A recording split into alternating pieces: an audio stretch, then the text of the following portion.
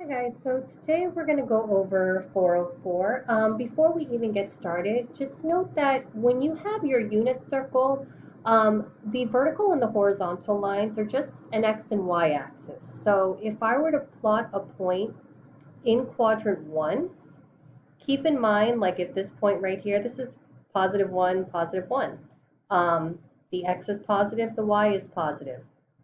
So if you look on your unit circle, the cosine, which correlates with the x value, is positive, and the sine, which correlates with the y value, is also positive. You plot a point in quadrant 2, notice this point here would be negative 1, 1. The x is negative, the y is positive. Same thing for cosine and sine. And then if I plot a point in quadrant 3, correlating with the x and y axis, both x and y would be negative, and so is cosine and sine on your unit circle. And same thing here. Quadrant 4, the x is positive, the y is negative. So if you look on your unit circle, same deal, positive x value, negative y value. Just kind of keep this in mind, especially when you're in 404, because you're using your unit circle knowledge, but it's not going to correlate with the same values as in the unit circle. You're kind of using the unit circle as a tool more than anything. So given that, using this first example, I'm going to find the value of cosecant given the point 1, 5. So if I graph this point 1, oops, a little too far out to be 1, 5, I would be in the first quadrant. And from here, I can create a right triangle from this point. So given this right triangle, I would know the adjacent side, which is the x value. And I would know the opposite side of this triangle, which correlates with the y value. Because if I use x, comma y, I would be up at this point, which is 1, 5. So just remember that the x and y point can correlate with the adjacent and the opposite side of your right triangle.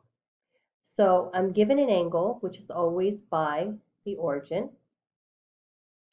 And if I'm given 2 out of the 3 sides of a right triangle, I can always solve for the third side using Pythagorean Theorem, where C would be the hypotenuse, which is the slanted side.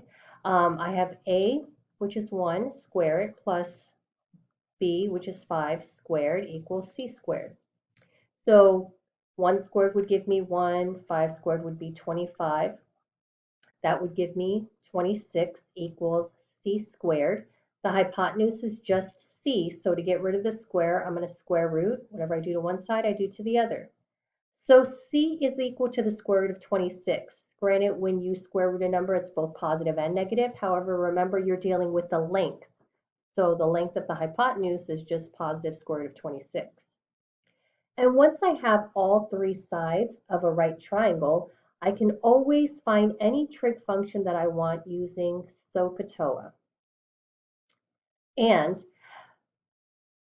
we're looking for cosecant. Cosecant is not part of SOHCAHTOA, but there are some things to keep in mind. Sine and cosecant are reciprocals of one another, meaning if I know sine, all I need to do is flip that fraction or that value to get cosecant.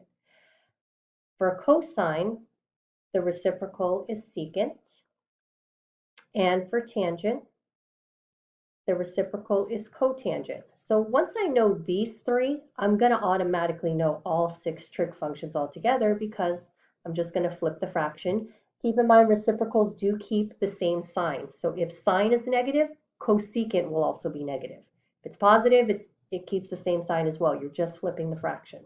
So cosecant and sine are reciprocals of one another. So I'm going to put sine of theta equals opposite over hypotenuse, which is what the SO stands for. So opposite of the angle, that side is 5, and the hypotenuse, which is always the slanted side, is square root of 26. So that's my sine value. Anytime you have a square root in the denominator, yes, you want to rationalize. However, remember, we're not looking for sine. We're looking for cosecant. So don't rationalize, because what I'm going to do to find cosecant of theta or x, whatever you want to call the angle, I'm just going to flip this fraction. So I'm going to get square root of 26 over 5. And there's my cosecant value. Okay, so moving on. Let's say we want to find the point on the terminal side of negative 5 pi over 4. Stopping right there. There are two ways to find a negative angle. Negative means going clockwise, so you can go clockwise a distance of 5 pi over 4. Or algebraically, you can just find its coterminal angle, and coterminal angles are when you add a full circle to it. Coterminal angles stop and start at the same place, so that means we're going to find out where we are. We're just going to do it from a positive angle point of view, which is what you're used to seeing on the unit circle. So to add fractions, I'm going to do crisscross applesauce. Negative 5 pi times 1 is negative 5 pi, plus, because there's a plus in the middle. So I'm doing criss and then plus cross. 2 pi times 4 is 8 pi. Over applesauce. So over 4 times 1, which is 4. Negative 5 pi plus 8 pi gives me 3 pi. So 3 pi over 4. So negative 5 pi over 4 and 3 pi over 4 are coterminal angles, meaning they start and stop at the same place. I'm in quadrant 2. If you were to graph it with negative 5 pi over 4, you would also go a distance of negative 5 pi over 4. You'd end up at the same spot right there. So once we know where we are, we can create what's called a reference triangle, meaning we create a right triangle with respect to the x-axis closest to it. So I have theta. I have my x value, which is negative 3. And remember, the x value correlates with the adjacent side.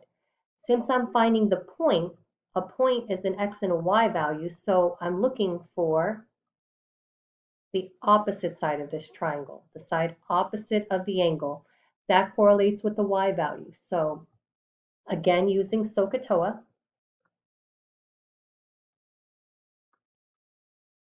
the only trig function that correlates with opposite and adjacent is tangent.